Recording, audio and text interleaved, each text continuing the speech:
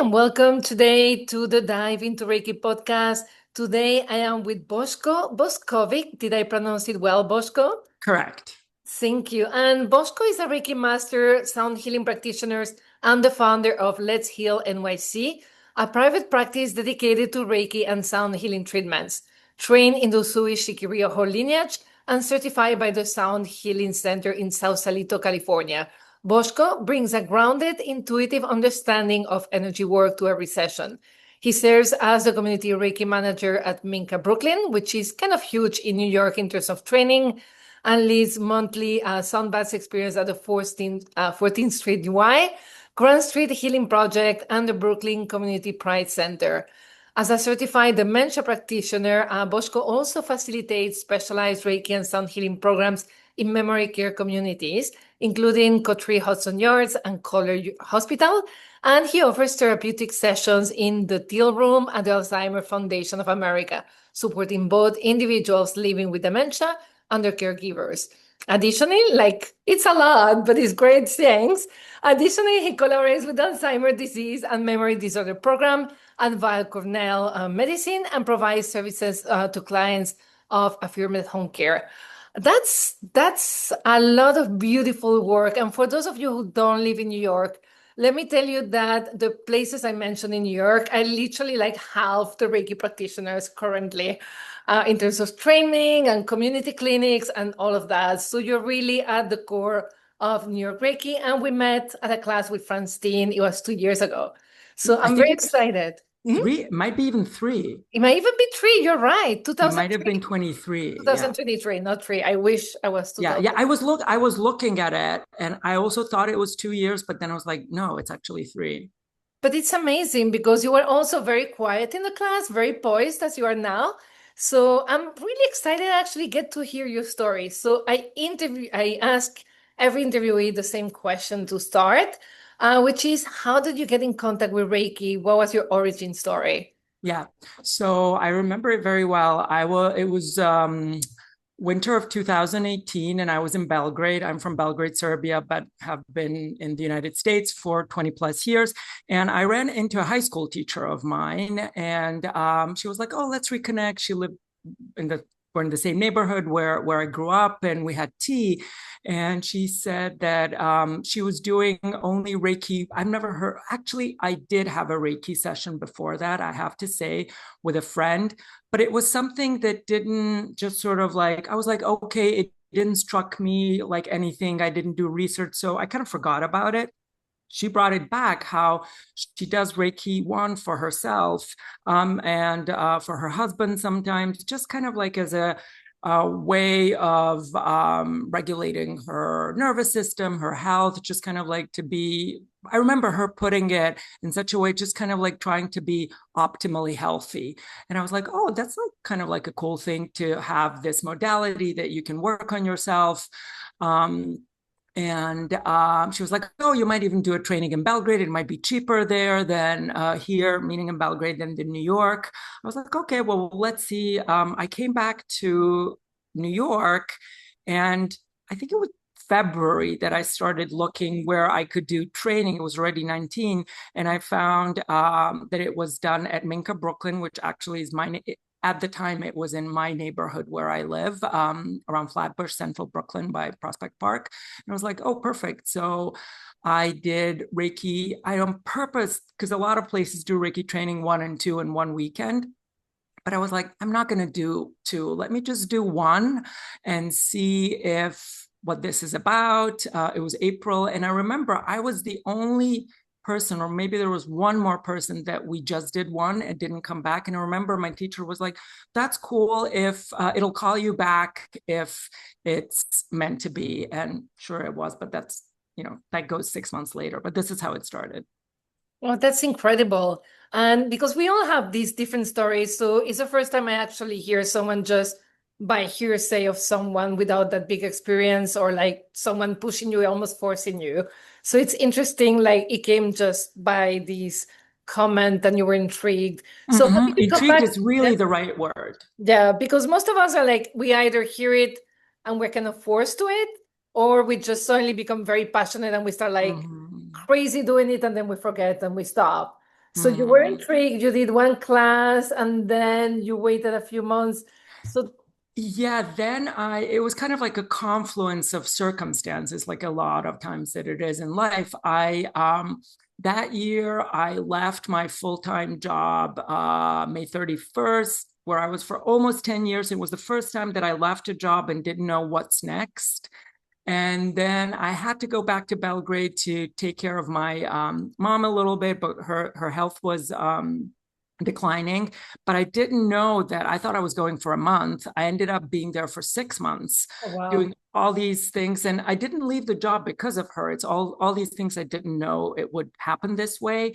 And then when I came back to New York in November of 19, I was um, so exhausted, like from what I had to do in my caretaking roles and everything that I had to do, that I was like, I think I'm ready. I was still in Belgrade. I was like, I think I'm ready to go to that 2 level. And it was so funny. I remember I looked it up in October, towards the end. I was coming at the end of October, and this training was literally within a week that I Oh, wow. landed to New York in November. So that's where I did Reiki 2.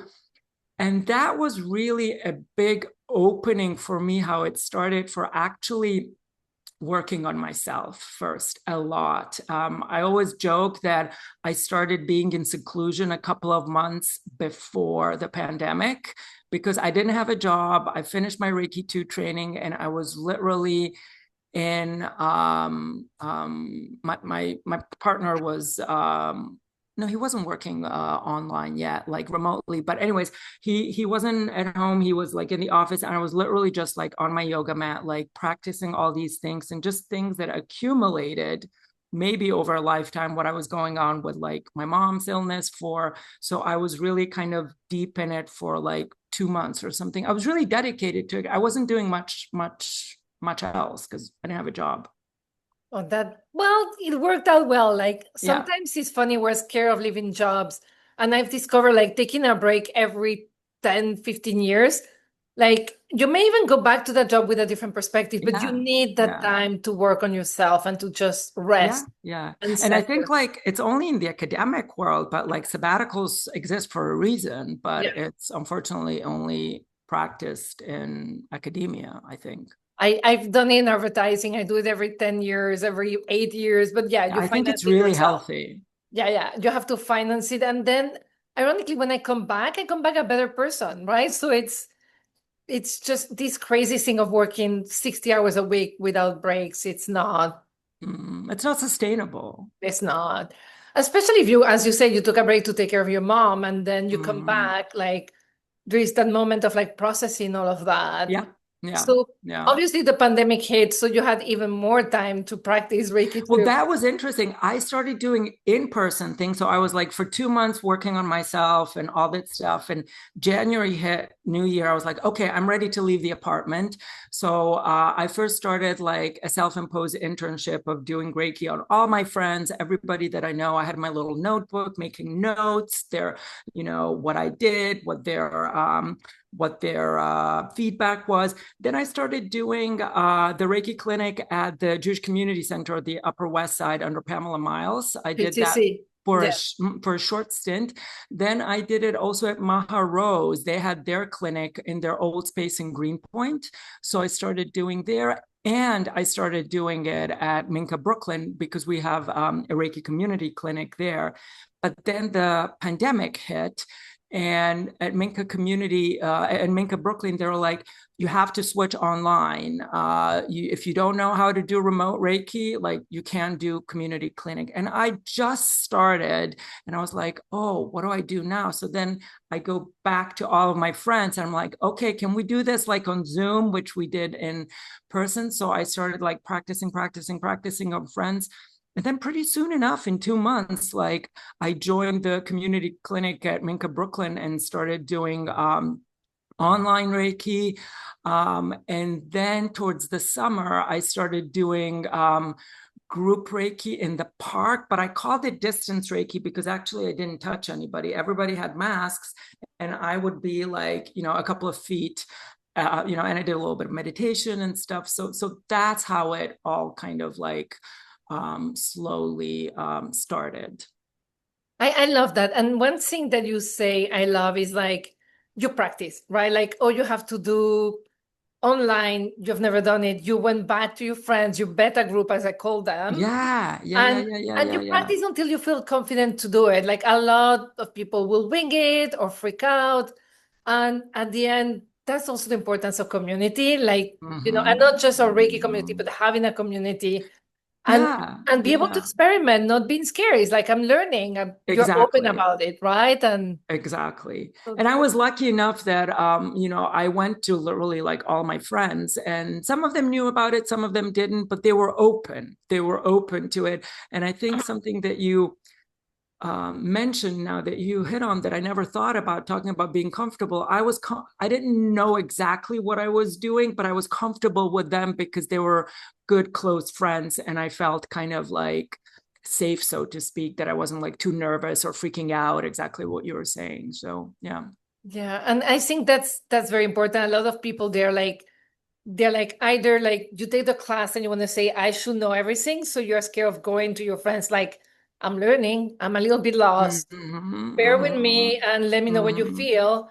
mm-hmm, Or some of us also are like some people are very like in their life and don't have with whom to practice, and it's so important, right? So mm-hmm, I mm-hmm. think for me that like it's really hard to try to practice in a community clinic or with clients when you haven't had that practice where you're safe, as you mentioned, Yeah, to yeah. explore and to say, oh, this is easier than I thought. I don't need to be so Yeah, yeah, yeah. I tense. only started the community clinic after Yeah. I did like enough things with friends. But I took it really seriously. I had like a calendar, like I had to do like so many per Yeah. week and everything. And as I said, it was kind of like a self-imposed internship.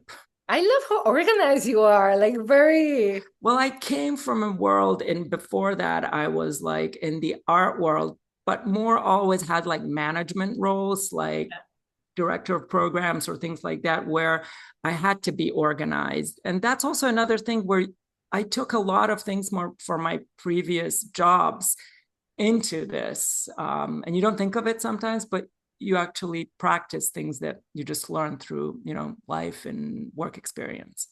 I love to hear that because I think people sometimes it's like I take a break, I hate my life, I'm gonna be a Reiki practitioner versus this is just another step in my life. Everything I've learned in the past, I integrate. This is who I am. Like there is no separation Yeah. of like that was Boshko and now this is a new Boshko. No, so that's a Yeah. real practice. I love that. Yeah, yeah, Yeah. yeah. And that I like to joke. I hope people don't take this the wrong way who do this, but they're like talking about like in the heal, and I don't even like the word healing. I say practitioner, like let's call it the wellness word. Sort of like sometimes people takes like personas that like they become, or nothing against turbans and white cloth and linen. By the way, I am wearing white linen because I like white shirts, but you know what I mean? Like Yeah. Yeah, if yeah. you're a Reiki practitioner or this or that, you have to have like a certain look, or like that's what I don't like abide by exactly what you're saying. Like I'm the same person. I just sort of like started a new chapter in my life and integrating everything that I've learned so far.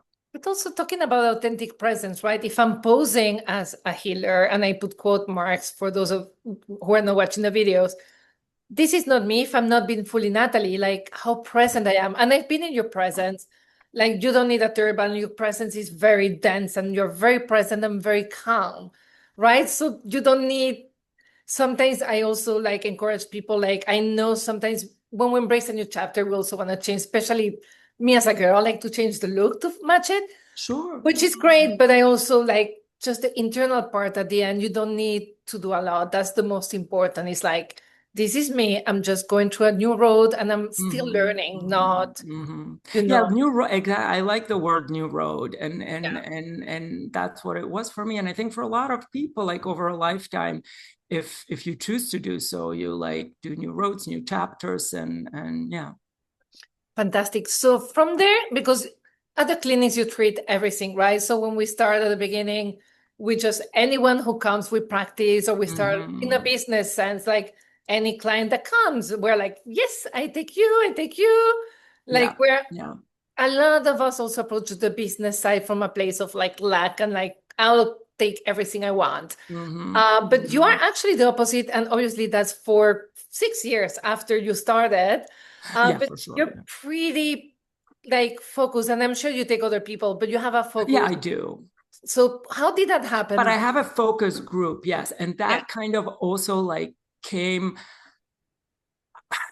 I wouldn't say organically, it came through experience by like doing everything. And it started by me being doing a lot of programming. It was during the pandemic with this digital platform that's called Let's Reimagine. It's from California. And a lot of programming is kind of like end of life or major changes in life, or how to deal with illness and things like that. So I was just kind of like looking for more exposure online and started doing their things alone. And then, funnily enough, it turned out that one of the program directors there was somebody that I knew from the art world working out of New York. And they're like, oh, I saw that you were doing these programs. He was spearheading the community programs. And he was like, would you be interested to do something with older adults online with this we work with this place on the Lower East Side, Manny Cantor Center, and this was online. And I was like, again, I was just like, yes, sure, let me like try. I was new to this, but it had to sound interesting to me. And it was really good, the experience. I've done it twice. And then one lady from the group, she was so generous. She said, you should, I didn't even know that there are a slew of like day senior centers in New York throughout the whole boroughs. And at the time, they had a lot of, they switched to online because it was still the pandemic. And she sent me a few links and names of directors where I should reach out. And I followed up that. And one place was in the Bronx, but it didn't matter. It was online, Riverdale Senior Services. And that was the first senior place where I started doing what I called Reiki and sound bath meditations, like online. Obviously, I couldn't do Reiki with a group of seniors for a full hour. I had to build an arc, and that was over time. But I did for a good 20 minutes or so, like I would do like distance Reiki for a whole group of seniors, and they were super receptive to it. And it was on Sunday afternoons. And I did that for like 4 years and had a core group of people who were following me. And then later I reached out to other places that were the same. And that it started from there. Oh, wow. So it wasn't like a personal experience or like even caring for your mom. It was just literally. It was that, but I have to say, it goes to something that you were mentioning, a personal. I grew up with my grandmother. I always liked to hang out around old people. And I have a funny story. When I used to be a director of a contemporary gallery in the art world for 4 years. And we'd do sales and people would come in, collectors. And anytime that there was like an older person, they would throw me because they're like, you're great with these like old ladies. Because I grew up with my grandma's friend with old ladies. And it was just sort of like, it's a very natural kind of thing for me. I like old ladies and old seniors and of any gender. And what I like Right, is any gender. sometimes, It just I say ladies yeah, because you my go with your mom. grandmother Yeah, was yeah, no, I'm divorced, saying and to be it was correct. just she was I a have a single weakness woman. too because of my aunts and everything was way older. I'm like a late child, so I grew up always with older women too. But like I think sometimes we take for granted, like, oh, they're old, they're like whatever. They have the most incredible stories and they have the most incredible sense of humor. So I can see how like it's Yeah. actually a very rich experience. So are you Mhm. doing it more in person or are you still online? So then how it that like so a few of them I've done, like actually the first two, the one on the Upper West Side Project, Find and Riverdale Senior Services. I did that for 4 years online, and then I migrated to in person. So I have one group in Park Slope that I've been working for like 2 years now. So I don't do Reiki with them. We've done Reiki with some colleagues there, like as offshoot programs. But yeah, I have a few places that's in person. I still have one new place that I do online, Presbyterian Senior Services. And then that's like a separate thing. 3 years ago, I started venturing into people with memory care, with dementia and Alzheimer's. And that was also through Maha Rose. I started that 3 years ago. I was volunteering at the Kohler Nursing and Rehabilitation Center at in Roosevelt on Roosevelt Island. And then, funnily enough, shortly after that, a family, because I have my website for Reiki and Sound Healing um, for my practice, and somebody reached out to me for their mother who was in late stages of dementia, but they knew about Reiki because when her father was dying of cancer, he had a lot of like Reiki treatments at home. So they were familiar with it. And they asked me to go to her Upper West Side apartment and start working with her. This was really the first person one-on-one that I started working that had dementia. And I was so intrigued by kind of what was happening, just like these really small moments where they're alleviated of tension. She, for instance, had like a lot of them have their hands curled like this. So she had like two little dolls holding them. And I could see after a session, I combined sound and Reiki with her, that it would kind of like just a little bit like the fingers would like relax and open. That then I was like, well, I need to have some like formal training. And there's something that's called Certified Dementia Practitioner. It's usually for caretakers. So I started that training with a National Council of Dementia Practitioners. I did that, which kind of like informed me more. And then I think I really truly believe that some things, when you start a path and you want more and more, all of a sudden I had like an artist residency a program in an artist residency where I was doing Reiki and sound healing. And the person who ran it got a recommendation. She's like, do you know somebody who does like this type of thing? They worked for a memory care center for luxury senior living. So that was kind of like my entry 2.5 years ago. I started going and doing weekly sessions there.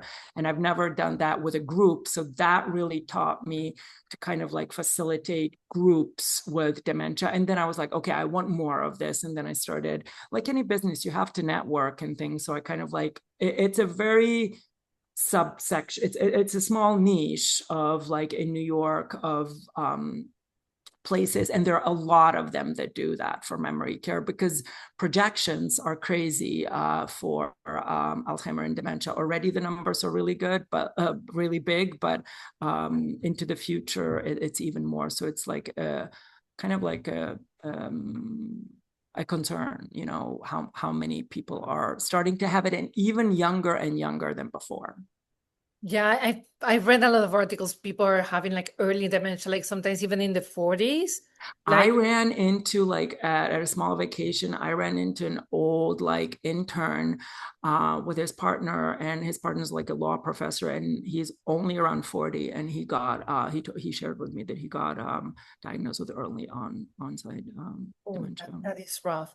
And tell me a little bit about the group. So you go there, and a little bit like, what does Reiki do for them? Obviously, like what kind of benefits does it provide? One thing that I think that is the biggest, and I'll tell it a little bit later, like how it works, but a lot of them are not all the time, but there is agitation with dementia, disorientation, and so I think something that not just with dementia, people with dementia, but just like older people in general, I think that they crave touch, like human touch. So I always, when I work with groups, I concentrate on 3 parts always, because I only have like, sometimes depending on the group, 5 to 7 minutes per person, sometimes even less if it's a bigger group. And I learned this practice. I always do the head first for a couple of minutes, then I do the shoulders, and then I end with a hand-in-hand position. So I think, and for every person, it's different. With some of them, they want like a little bit of interaction as well. Some are nonverbal. You obviously then don't have that. But I think that just sort of like that presence and the physical touch and a human being really interacting. And before I started, there was one person who was in my group classes for regular people. She was she was a Tai Chi instructor, and she worked with this population. And I was telling her how I was starting. And she's like, remember one thing. The most important thing is behind the disease, there's a real person that observes everything. They understand everything. They are, it doesn't, it might seem that they're shut off, but they know everything. I really took that to heart. And because a lot of times I see that either like in care settings or like how people with dementia are treated is they talk to them sometimes as if they're like a child or as if they're not like understanding what's happening, and it's not the best way to be in their presence. So that's something that I took really, really seriously. And funnily enough, later I was doing it on an intuitive level when it comes to communication with them, because I would kind of like enter into their world, and whatever they're talking about, it doesn't match reality, but I would be able to like switch like pretty quickly and kind of trying to kind of mimic whatever they're talking about. And later enough, when I do more and more research and got into this practice, it's something that a woman called Naomi Fail started in the 60s. It's called validation therapy, not therapy, but validation method specifically for Alzheimer, with people who have Alzheimer's, to actually kind of connect with them in a way and to enter their world. I was doing it on an intuitive level and then later figured out that it's a thing. And she started doing it in the 60s and really came up with her method by 1980. So it's a whole like constellation of, you could be trained in it. Yeah, because and by that time they didn't really understand the brain that well. So it's no, she started early on in Ohio. Yeah. And she was a gerontologist in Ohio. And she lived to be like 90 something, like she did tech talks and something and was active until her 90s. Oh, wow, with a good head. But what you're saying to me also is beautiful because there is dignity, right? There is this wholeness. We always talk about Reiki's being whole, and you still see that person as a whole person, as a whole soul, and treat them as an equal. You don't go as a master here, like, here I am, little lost souls, and I'm going to make you better, because that's not it. It's just giving them the moment where they're not stressed, they're not disoriented, where the body is relaxed, and they can just have a reprieve of the sickness for a little bit. It's beautiful. And do they have like, you have a moment that really mark you? Like everything feels like every experience is very beautiful. Is there like one? No, there were moments where I just sort of like, sometimes they would talk about things that I needed to hear. I mean, this is like a little like meta, but whatever, I'm going to share it. Like, they told me things that I needed to hear at that moment, and it was usually when I was going through a rough patch or something like that day, and I would be like, I remember one guy, Ed, like I would like start crying. I started crying like when like he would like share things, not share, but like talk to me about things. I was like, oh my God. Isn't that beautiful that the healing is going both ways? Like it's a beautiful experience you're sharing. And again, you're the first person I've met, I'm sure there are others like you, that has a focus on these areas. So it can inspire, I think a lot of Reiki practitioners want to get into healthcare and they go to hospitals. Yeah. But I think we haven't thought like, hey, there is all these nursing homes all around the world. There are more and more as the population ages, as you said, not only dementia, yes. Elderly care, like where my mom lives in France, they offer Reiki, but they offer it so expensive and crazy versus like they should do group Reiki, right? That's a way that maybe you can really serve a population. Yeah. Hopefully we'll have that when you and I are there as well. Yes, and exactly. in your personal practice, because the podcast, I love also to go a little bit on your personal, what is the biggest transformation beyond being the beautiful grounded person, very clear and compassionate that you are? But if I had to talk to the Boshko when you were a director of a gallery and the Boshko today, a little bit, tell me what is the biggest transformation, and you may even use a no, I know what, and I know what it is. It's actually for my how do I put it this into words, for my own transformation of my own emotional healing.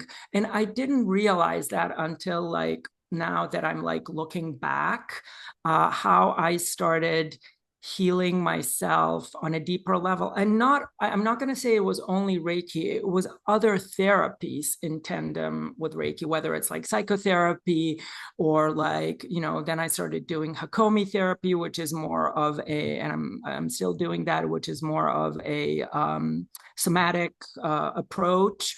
So yeah, just kind of like and other kind of like programs that were untying knots, emotional knots that I had like baggage in my own life. That's beautiful. What's your favorite precept and the one that challenged you the most?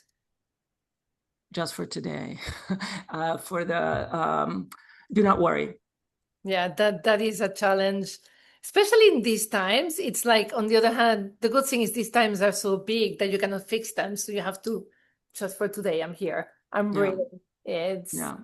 it's funny. Sometimes I think all these challenging times, I've never been more grateful because I need such a gratitude practice to stay centered. So again, silver lining, wish I didn't have to work that way, but it is a little bit. Mm-hmm. And then a question about, obviously, one thing I noticed from talking to you, you practice a lot, right? So Mm-hmm. and obviously you are director of a gallery, which means you communicate very well. But what has worked with you, both in terms of organizations? You work with a lot of organizations in elderly care, and Mm-hmm. with regular people, your friends, in communicating Reiki. What's a little bit the tone or the approach you take that is working so well for you? Uh, to be completely honest, at first I had to kind of like disguise it a little bit with because I wasn't sure.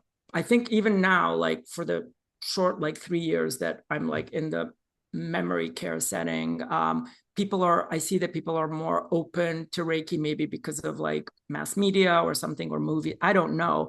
But I would like guise it at first like sound meditation, touch therapy, because I wasn't sure that it would. But once they see that it works, it doesn't afterwards. It doesn't really matter. But like some of the newer places that I work with, I say like, but I always like I also add like touch therapy rather than just Reiki, because yeah. But then there are other places, if people who run these places know about it, they're like, oh yeah, Reiki, great. But if you don't know what you're going into, Yeah. so you kind of like you have to like mask a little bit the language No, and I love touch to therapy get because, through the door. yeah, because at the end, these elderly are touch deprived, as you mentioned. Honestly, most New Yorkers and a lot of humans more and more are touch deprived. So Yeah, just saying touch is already such a value, and yeah. people know that touch is very healing, emotionally, if not physical. Like, it can be either way, but people are aware, especially in the care when they're managing, people who are Mhm. a little bit elderly. So that's And the that's best thing is when sort of like because a lot of times these are like, I mean, some of these places are really run like corporations, and they're actually backed by like real estate like companies and things, so it's like big structures. And sometimes there'll be like upper management walking through or whatever, and a few times it would happen they wouldn't know what they're walking into. I'm doing like a group session. They're like, oh my God, why is it so calm here? Like they're so calm, everything. And just 2 weeks ago in one place, the executive director came in for some reason. She's like, why is it so calm here? And then I was like, oh, well, I'm doing this. And then she mumbles to herself. She's like, I think I maybe need this. And I'm like, ding, ding, ding. I'll talk to HR and be like, okay, Reiki for staff. yeah. But that's another thing that I've done in this kind of world. Um, of elderly care, either sound or Reiki sessions for caretakers, Okay. Yeah, that because they really like. I always say that now that I've been.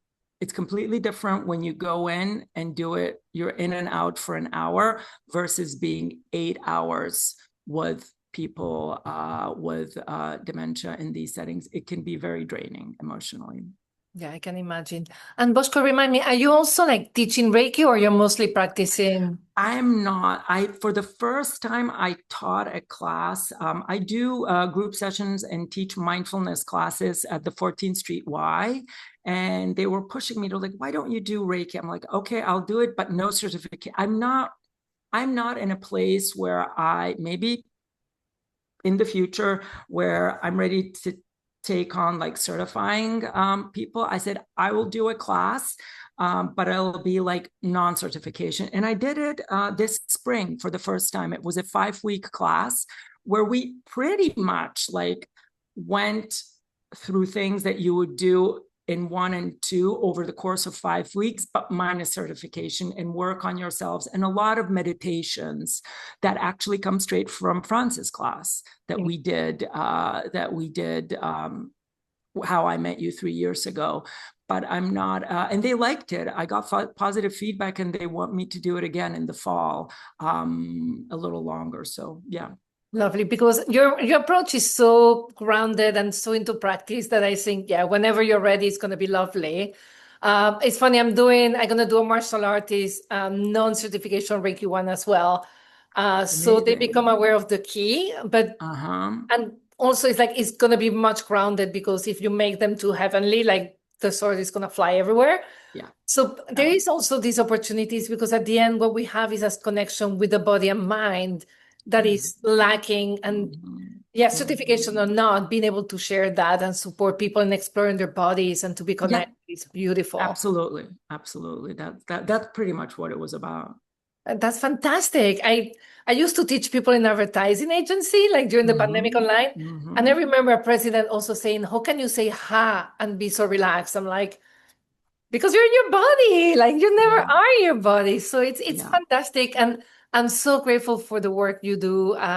Again, very inspiring. Also, how simply you got to it, just really, researching, answering emails, also allowing life to take you there, but also Yeah. that Yeah. mix of destiny and productivity. So I think Mm-hmm. that's a great Mm-hmm. lesson there. I finish every interview with one question. Mm-hmm. And it's the Reiki oops, because they're like, oh my God, Boschko started in 2019 and now he has all these places. And like Boschko is like so relaxed and elevated. I can never do that. So I love to bring it back so people who are starting their journey realize we all went through those same painful moments sometimes and make Mm-hmm. mistakes, and that's how we learned. So if you have one of those teachable lessons that you want to share, is really welcome. Mm.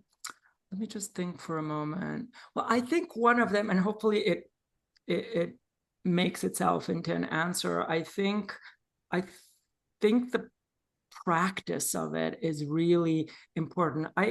With people that are not necessarily Reiki practitioners, when I talk about it, I always say, in a sense, with on an energetic level, it's like playing an instrument. If you want to be good at playing an instrument, you need to practice it over and over and over again. And I think that that's a really important part. It's part of like, one really important link. So I think if you want to get more serious about it, is practice it and then seek opportunities out. And then if you're really, I really truly believe if you're like really serious about it and have that desire and go after it, then like things are slowly going to start opening up. But it's not going to happen if you're just like sitting at home and wanting for things to kind of like just Right. miraculously fall into your lap. Yeah, it's when I think about it, I literally wrote my first book just because I felt like driven. And then I started like I literally went to bookstores in New York City with a book and they will buy it. It wasn't like I was really surprised. I'm like, I wonder, like I wrote a writing book. Do you want to sell it? Okay, we'll give you 50% whenever they sell, and they will call me. They like things, you know, it's almost like the universe help you when you help yourself as well. Yeah, and it is, if you think about it, if you like break it down energetically and stuff, you're like, in your example, Yeah. you're pushing that energy Yeah. of like your book finding people and Yeah. readers and stuff. So, and then Very somehow, open. somewhere, it finds its way. That's a great advice, and I'm so grateful. I'm also grateful that I learned your story, and I'm sure everybody will enjoy this story very much. Thank you, Nathalie, so much. It was so nice to talk to you. And I really appreciated the questions because it made me think and go back. And it was really nice. Perfect. And I'll put all your information on the notes for whoever wants to reach out to Yeah. you with Yeah. questions or follow you on Instagram. And Mm-hmm. also, you give sound baths in New York City. So everybody's invited to those beautiful events of sound bath and Yeah. Reiki. Thank you so much.